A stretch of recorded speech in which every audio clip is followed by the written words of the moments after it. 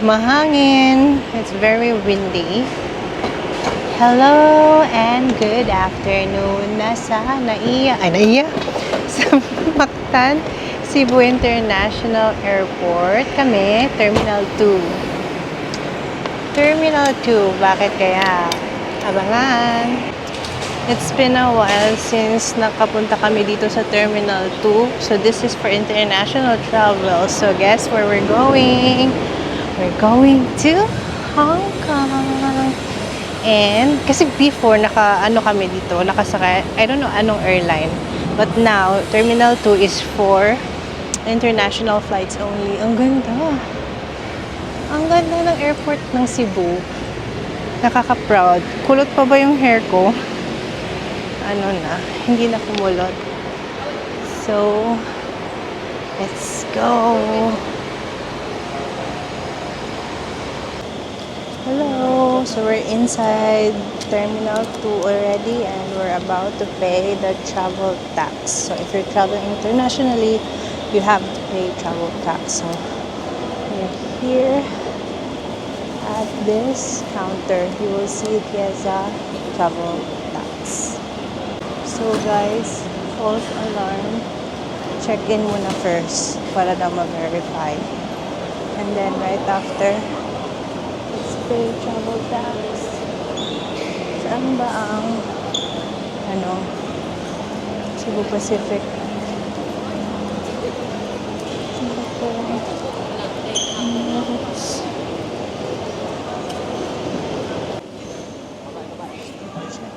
Hello, done na mag-check-in. I'm glad nga wala ra nila pa sa amo ang kilos. So 17 kilos we bought check-in baggage 20 kilos. Now ato mi magbayad may travel tax and then siya once magbayad mo balik ni and then ihatag sa iya ang pink na slip and then usa niya ihatag ang boarding pass. So let's go. Okay. Ubay na sila. Hala na ko. Nakoy ka-twinning dabi.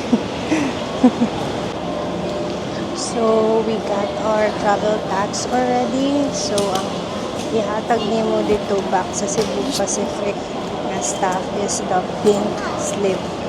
And then we will give you na ang boarding pass. But no need to line. She said, pwede namin mo direksyon niya and then ituno na lang. Which is good because ang line karon super taas na. So glad that we went early here. And after this, ato na immigration. Hello! We got our boarding pass already. And we're off to immigration. Let's go. Mas mabuti talagang maaga kayo guys kasi mataas na ng pila doon. So kapag matagalan ka, maiwan ka ng aeroplano. So always be early. So guys, pa-immigration na kami. And since bawal mag-film doon, so balagtaan ko na lang kayo mamaya. See ya! Hello guys, so guess what? So access sa iPhone. So it was a nerve-wracking experience kasi ang daming tinanong at saka minamadali niya ako. But still, we made it. Natatakan at Gora. So ang unang tinanong sa akin is saan yung destination. So sabi ko Hong Kong at saka nag-ask siya kung saan ako nag-work. Sinabi ko first yung name ng company namin. Tapos sabi niya saan yung place or like it's sabi ko sa IT Park. Tapos ano pa yung question. Tapos mahina yung boses nila. So dapat ka talaga lumapit. And then hiningan ako ng return ticket. And then yung na-screenshot ko kasi hindi siya whole. So gusto niya yung buo talaga. So hinanap ko pa yung email kasi yung booking namin is nasa email ng boyfriend ko. So yun, dun kami natagalan at medyo na-annoy siya sa akin. So kinahabahan talaga ako. I almost cried. Ay, sorry, 'di ba? Che. I almost cried, and then yun, ano pa, tinanong kung magkano yung sweldo ko. Tinanong kung saan, kung saan ko nakukuha yung sweldo ko. Sinabi ko sa bank, yung bank ko. Tapos, anong tawag nito? Ilang beses magsweldo in a month. Sabi ko, 2. And then, ano pa ba? Medyo natataranta ako kaya hindi ko masyado na-remember yung mga question niya kasi minamadali niya ako. And then, yun, kinabahan talaga ako kasi akala ko hindi na tatatakan. And yun din, glad that print kami ng itinerary, kinuha niya yun. Hindi naman siya nag-ask kasi while I was looking for the return ticket, kasi doon nga natatagalan, sabi niya, wala pang printed, ano ba yung nasa envelope mo? Akin na yan. Tapos yun, binigay ko lahat. Chinek niya yung bookings, yung itinerary namin. Oo nga pala, tinanong yung kung may COE. So, it's better na i-print yung COE. Supposedly, may printed naman talaga ako, but iwan ko sa kasama ko, hindi, nawala na yung printed na COE ko. So, okay naman na soft copy. And then, hiningi din yung company ID ko. So, I guess yun lang. Tapos yun, tatak na. So, I'm grateful. Thank you, Lord, dahil sumakses sa immigration officer and tuloy yung trip namin to Hong Kong. Ikaw, ano masasabi mo sa mga question na natanong sa'yo? Anong mga question na tanong sa'yo? Una, saan punta? Sabi ko Hong Kong. Sino kasama? Sabi ko yung girlfriend ko. Yun din. Kung sino kasama, sabi ko boyfriend ko. So, kayo Tinuro lang. ko siya. Kayo lang dalawa. Oo, sabi ko oo. Yun din. Di ba, naalala ko yung mga questions. And then, Purpose of travel. Sabi ko, gagawin mo vacation. doon? Bakasyon. Tapos, may chinek siya doon. Tanong siya kung first time mag-travel international. Sabi ko, hindi. Tapos, chinek niya yung records. Tapos, nakita niya na, nagtanong siya sa akin, yung last international trip mo is 2012 pa? Sabi ko, hindi naman tinanong anong buwan, pero alam ko naman if tatanungin ako kasi may old passport ako. So, it's better na alam nyo yung past travels nyo. Hindi naman hiningi yung old passport, pero dinala namin just in case. And then, nandun kasi yung detail din kung when ka last nag-travel. So, yun lang. Hello! So, nandito na kami ngayon sa airplane and we're off to Welcome aboard Singapore. Cebu Pacific. Make first moments happen. I'm so happy. I'm whispering kasi nahiya ako. See you, Hong Kong!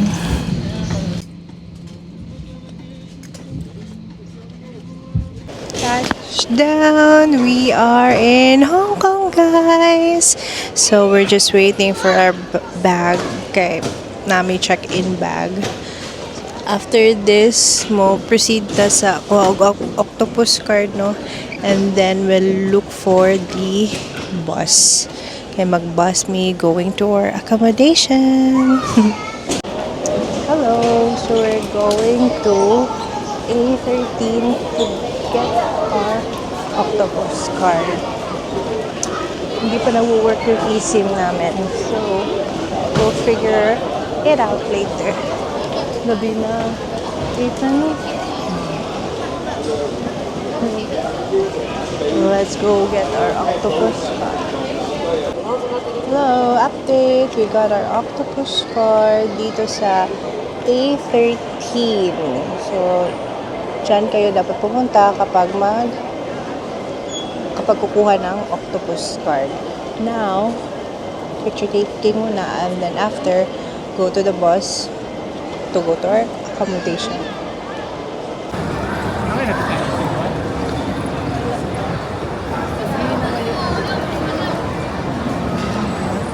And then I bus.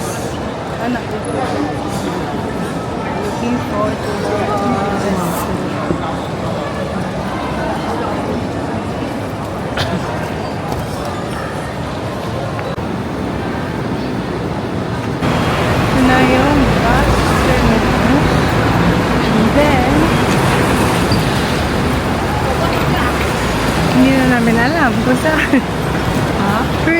Asa na to dabi og 821 bagid ha? Basta mo mga comment ko. 821 daw. Straight. So straight lang, may mga bus naman, may mga ano. So sa amin 821 daw.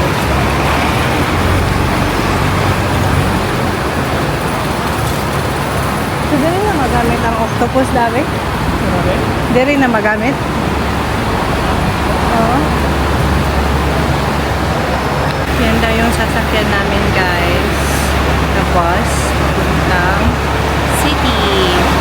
821. Guys, sakay na ngayon. City bus.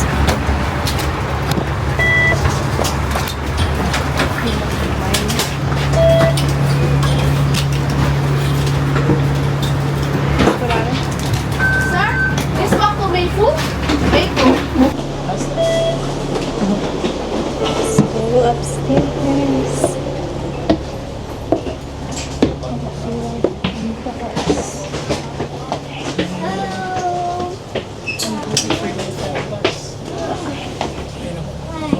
Ang dugay man mo nagkuhan dito? Ito po ang leg. Ang dugay mo? Wala siya? Di siya familiar?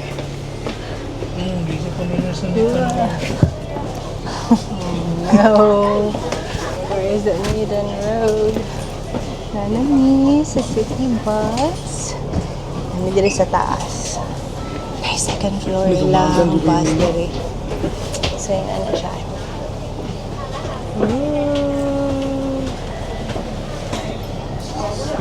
$16 po lang ko. So, wala mag-login dito. Tapos para makibauta sa balance. Gani, nakita mo na ko. Ganyan, 34, 16 na nabilin. So, 14.40 ang bayad rin. So, how much man? 13.40 rin. How much man in peso? Ano to? 13.40 times. Ano to? 8 lang. 107. 107 lang. Barato. 200 dito kung nakita sa Oo, gani. Mas barato kung kuhan. mahal sa dako. Alright. See you later. 8:21 yung bus na sinakyan namin.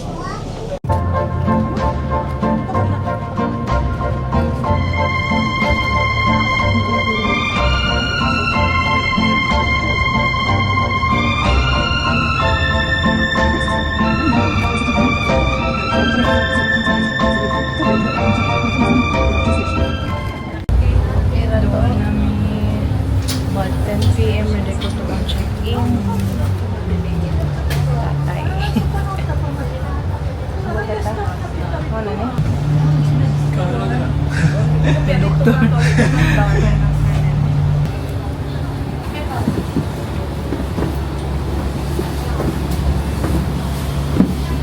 Relax pa sa'yo.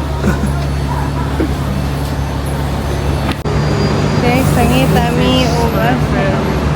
Namo ka to. Dili dapit.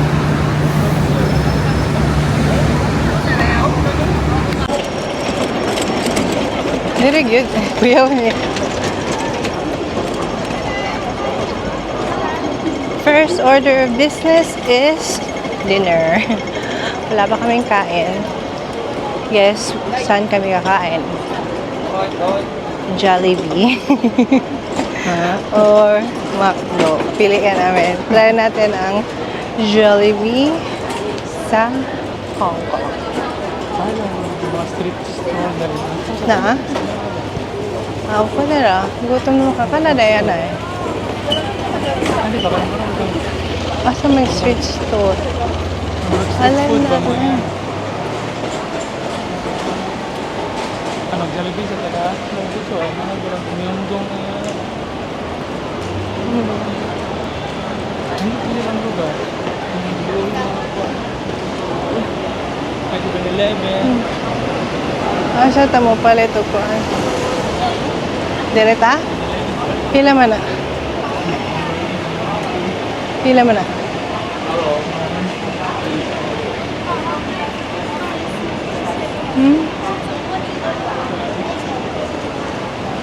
Uy, mura pa sarado ng Jollibee man.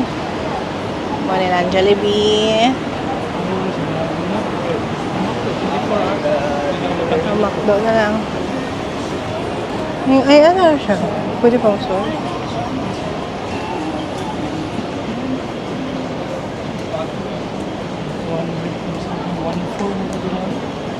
One four. Tinola. Tududud. Tududud. 24 out, 24. 24. 24 may nakautang. Here, that's how many Prince Tower? Adidas. Go! Naipasound ilang mga. Guys, murag sirado na ang Jollibee, so McDo it is.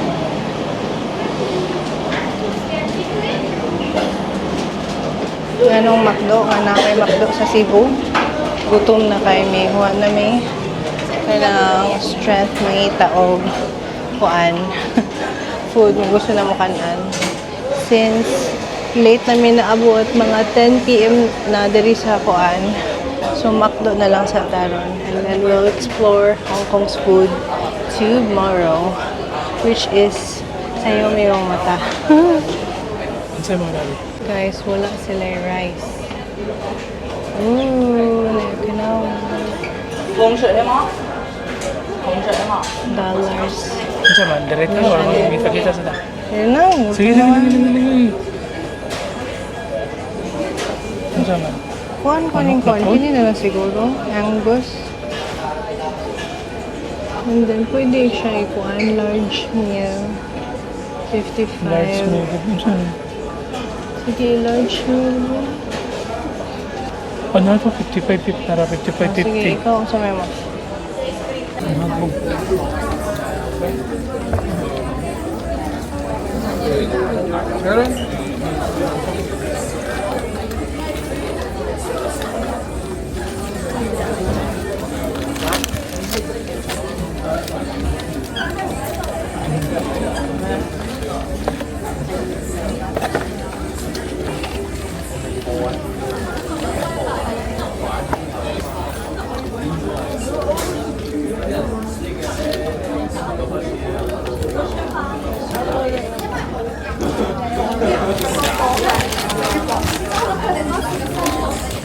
Mga ganun.